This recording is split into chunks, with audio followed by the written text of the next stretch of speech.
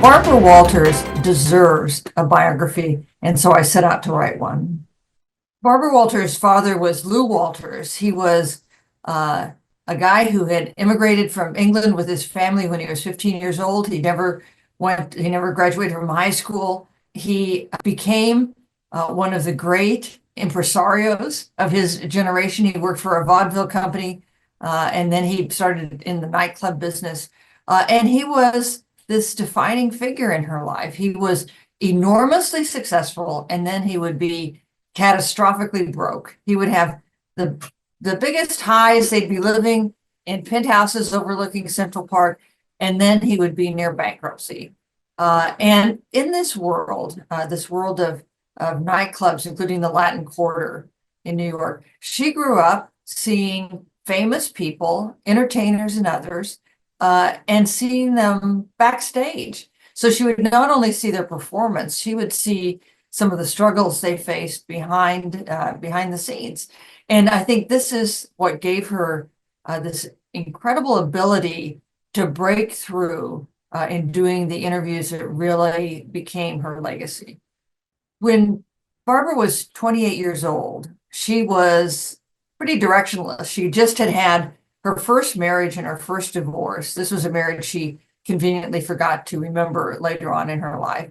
She did not have a job. She was staying with a friend of hers from college in New York City when she got a call from her mother. Her mother and father and her disabled sister were in a hotel in New York. Her father had just opened a new nightclub, which was going very badly and was about to fail. And her mother said, "Your father has taken all his pills. That is, all his sleeping pills. He had tried to commit suicide." And her mother did not call an ambulance. She didn't call the front desk of the hotel. She called Barbara. And this tells you something about the dynamic of that family. Barbara rushed over to the hotel.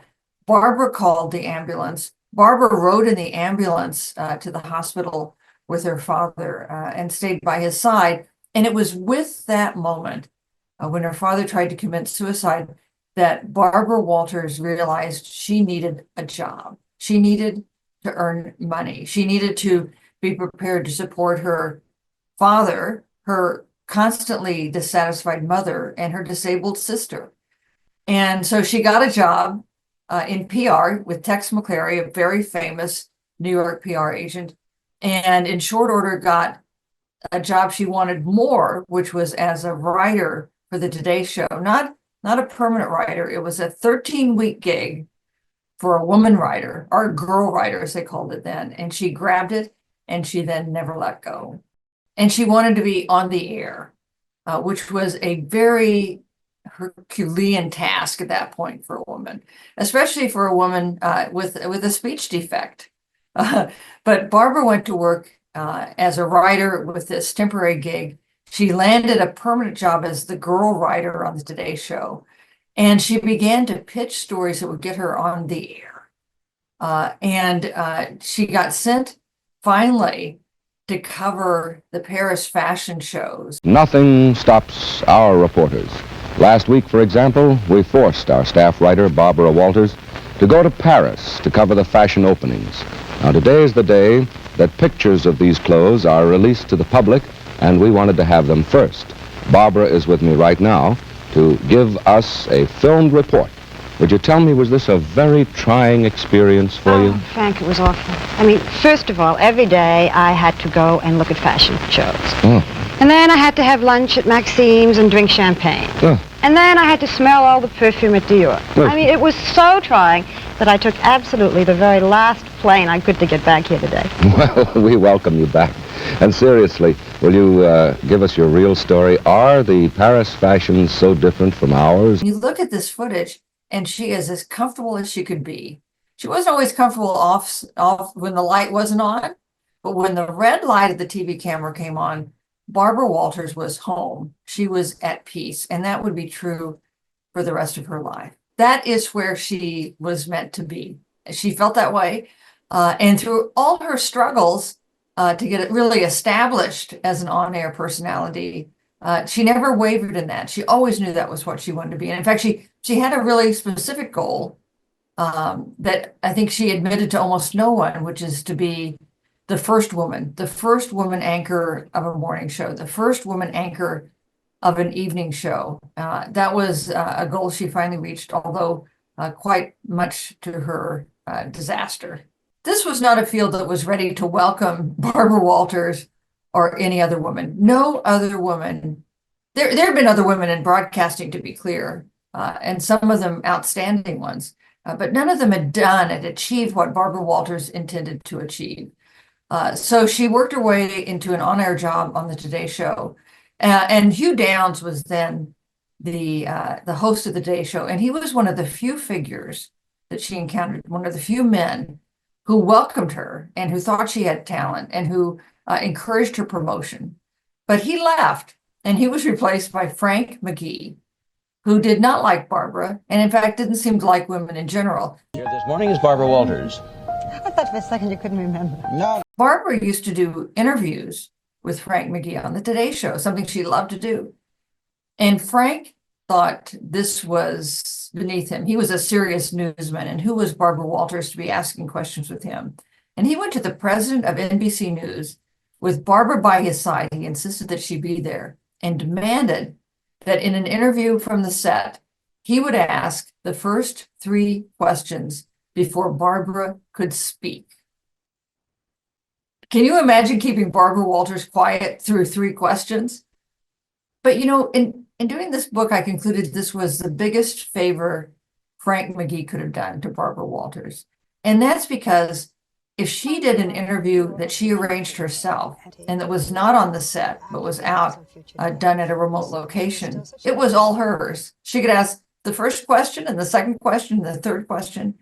And so she made that her signature. She would get people, famous people, who usually didn't do interviews, rarely did interviews. She would convince them to let her do an interview. She would come there to their locations, to their homes or their offices with a crew and do an interview that was all hers. And that, of course, became the thing that she did best.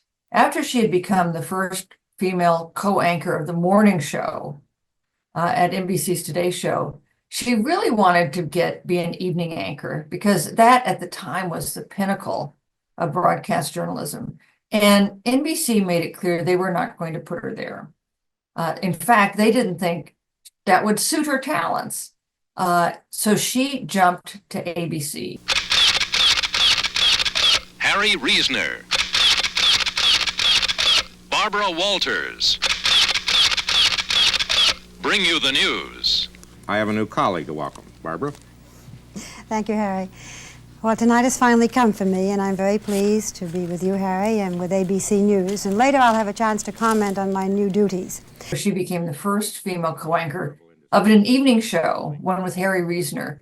She was paid what was then seen as a phenomenal amount of money, $1 million a year, and she became known, of course, instantly as the $1 Million Baby, an epithet she didn't really like.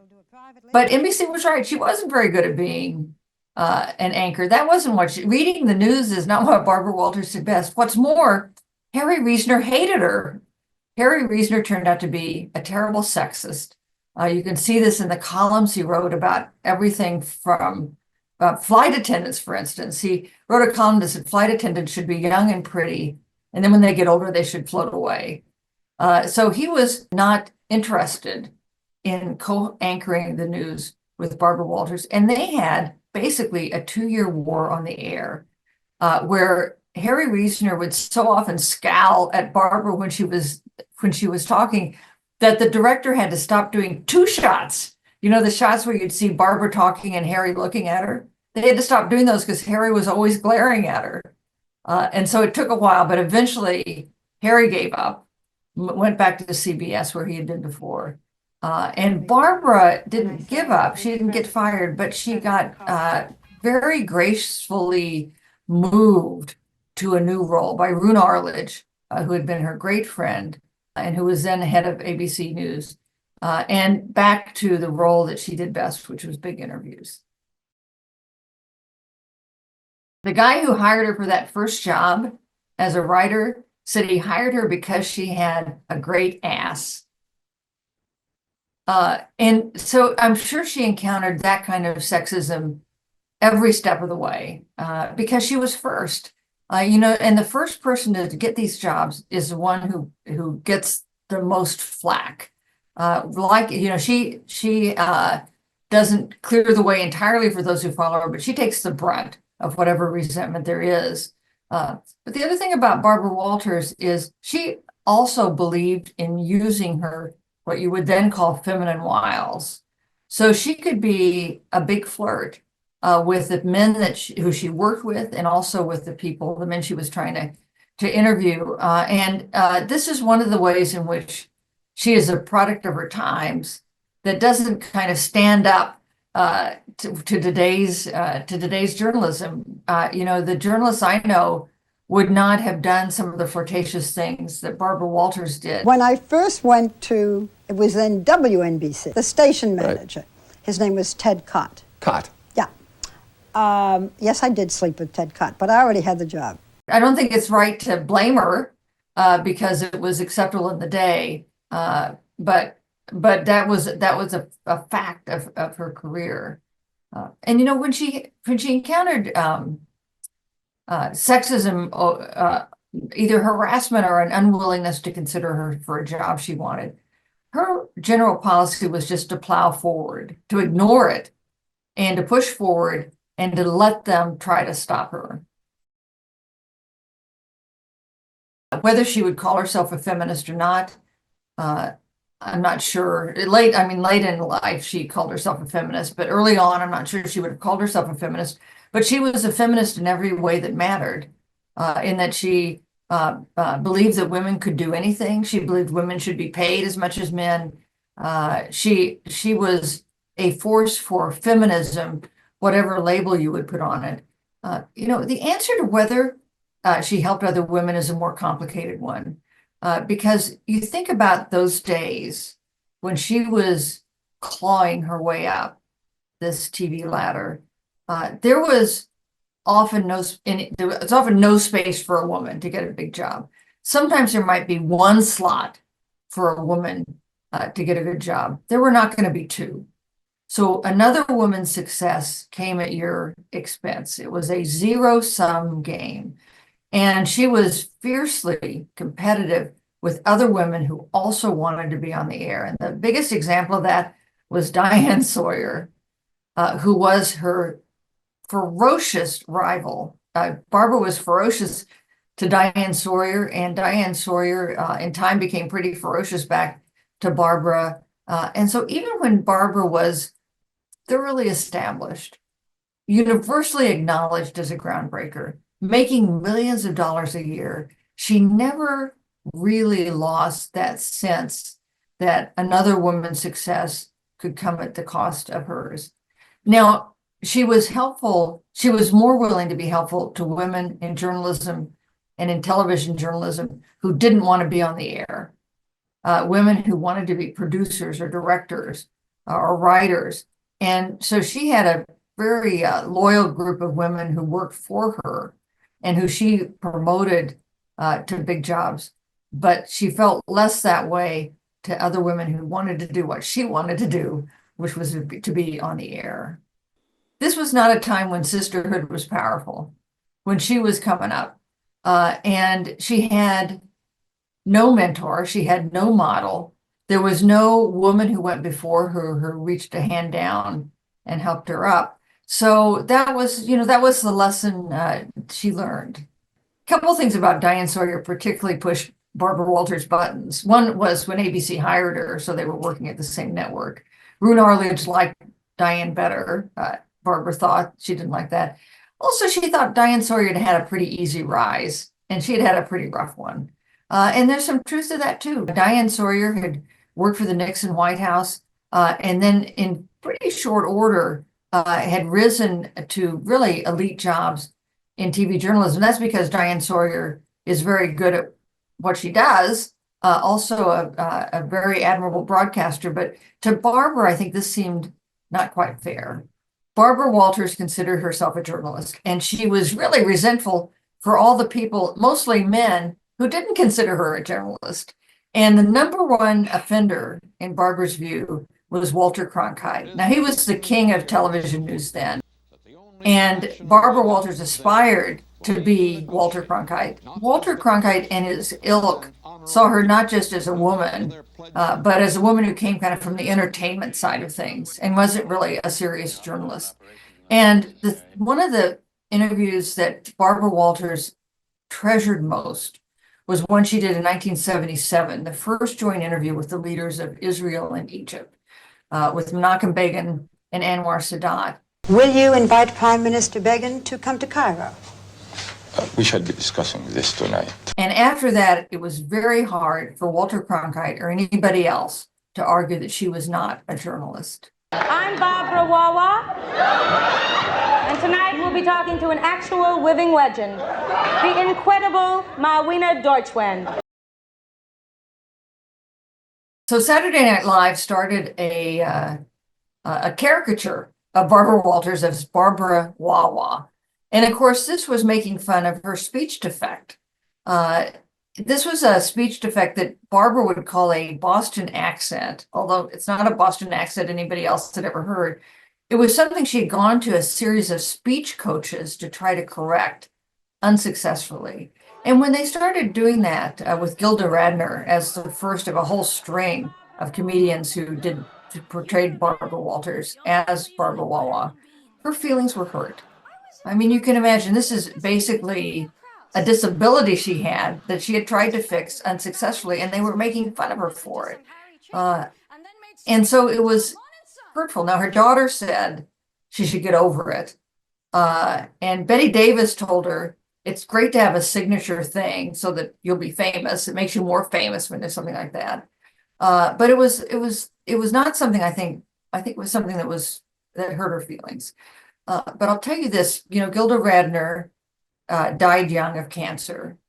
And when she did, Barbara Walters sent a sympathy note to her husband and expressing sympathy at his loss.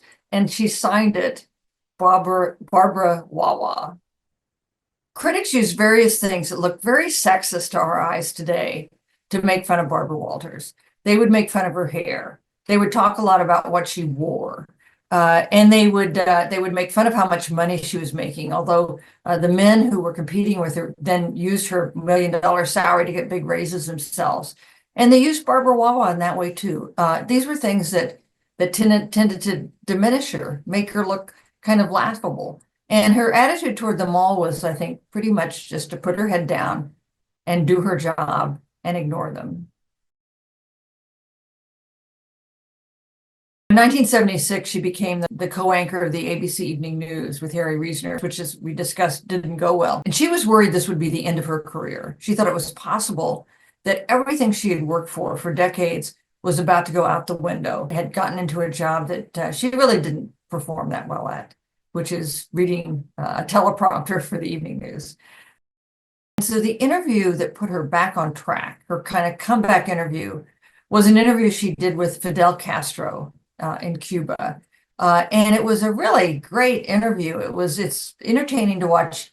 Even now, they took a Jeep across the mountains. They crossed the Bay of Pigs. They had a real spark. Do you feel funny crossing the Bay of Pigs with an American? With friends, American. I would like to make it clear that we never had a romance.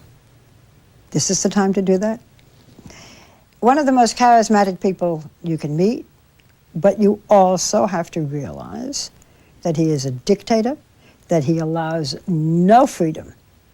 And he and I talked straight about that. I think there was this sort of misconception. Do you also get interviews with some of these people because you're a woman? Maybe you do get some because you're a woman, and maybe you don't get some because you're a woman. You flirted with him. No, I did not. Yes, you did. No, I did not, Charlie. I liked him, but I did a very strong interview. There would be years and years of speculation about the nature of their relationship, although she always said it wasn't an intimate one. But this was an interview that kind of started the process of rehabilitation for her. And if you're thinking about other big interviews for Barbara Walters, you would have to mention the one with Monica Lewinsky. You showed the President of the United States your thong underwear. Where did you get the nerve? I mean, who does that? It was a small, subtle, flirtatious gesture. And that's me. Was it saying, I'm available? Well, I think it was saying, I'm interested too. This was an interview that took her a year to land. Every big TV journalist in America and in other countries as well was trying to get an interview with Monica Lewinsky when the reports of her sexual relationship with President Clinton emerged. Barbara was the one who got it. She took a sensitive topic that could have been uncomfortable or disastrous, and it's really a masterclass in doing an interview. You watch that interview. Also, the most watched interview on a single network in the history of television before or since. One of Barbara's great strengths was that she knew how to do everybody else's job. You know, she had started as a writer, so she was a very skilled writer. When she was working behind the scenes on the Today Show, she learned how to edit film. When she went into a big interview, she had a sense in her own mind of the narrative arc that she wanted the interview to take. Now, it didn't always take that arc. You know, interviews sometimes go off the rails or they go in an unexpected direction. But she went in with a sense of what it was she was looking for. That gave her enormous power. She had a very strong staff, and she relied on them, on people like Bill Getty, her longtime producer. But she was in control of those interviews. You know, even in terms of thinking about what you're going to ask and how you're going to ask it. When you see how Americans today distrust their leaders, don't you feel responsible? Does it bother you today when people say Ronald Reagan is the president of the rich? How important is it for the president to be a role model? Was it worth it if there were no weapons of mass destruction? She would spend hours in sessions with a small group of staffers, kind of spitballing. What if we ask this question? What if we ask this question? What if we ask this question and they say this? Where would we go then? And she would write these questions down on 3x5 cards and hone them and think not only about how to word a question, but what order to ask them in. And one of the things you see that is part of her strength is she asked not complicated questions.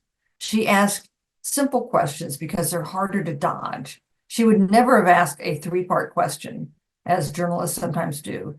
And by spending such meticulous care, she often managed to ask the perfect question that was impossible to dodge and that got whatever it was she was seeking. When young women would come up to Barbara and say, I want to be Barbara Walters, she would say, you have to take the whole package. And by that, she meant you had to take the things that were fun and the things that were not fun. And for Barbara Walters, one big lesson is the importance of keeping some balance in her life, which she did not do. You know, for her work came first. She had 3 failed marriages. She was for years estranged from her only daughter. When she was in her 80s and finally retired from television, she pushed away her friends and lived basically alone in her Fifth Avenue apartment. She died without having the comfort of being with friends and family members through the years that her health really, really declined. So I think one of her lessons is don't be exactly like Barbara Walters. But she had some other journalism lessons too. One is just work harder than everybody else, as she always did. Learn everybody else's job. Like if you want to be a print reporter, learn to write a story and report a story and edit a story and do a headline. And just keep your eye on the ball. So don't be distracted. And if somebody says you can't do something and you want to do it, just go ahead and do it. So I think Barbara Walters had some regrets. I think she regretted the years of estrangement from her daughter. I think she regretted the fact that she never sustained a marriage. She had 3 of them. They all ended in divorce. But if you ask Barbara Walters if she had regrets, this is how she would answer. So I wanted to, of course, see her grave. I assumed that she was buried next to her parents and her sister at a Jewish cemetery in Miami. So I hired a researcher who went to incredible lengths, I will not describe them, to sneak her way into the cemetery and with great effort find the headstone for Barbara Walters. And on this headstone, it says, Barbara Walters, no regrets, I had a wonderful life. So I think Barbara Walters will be remembered as the first woman to do a whole series of jobs in this, what was then an emerging medium of television news. I think she won't be remembered only as a woman journalist. You know, she also showed the possibilities for journalists of any gender of what television could do. She was a big innovator. When she was 67 years old, she started The View, which became the template for a whole generation of daytime talk shows. She will be remembered. She'll be remembered as a person of incredible consequence in her field in television journalism. And she'll also be remembered as a fierce woman who wouldn't listen to people who said she couldn't do it.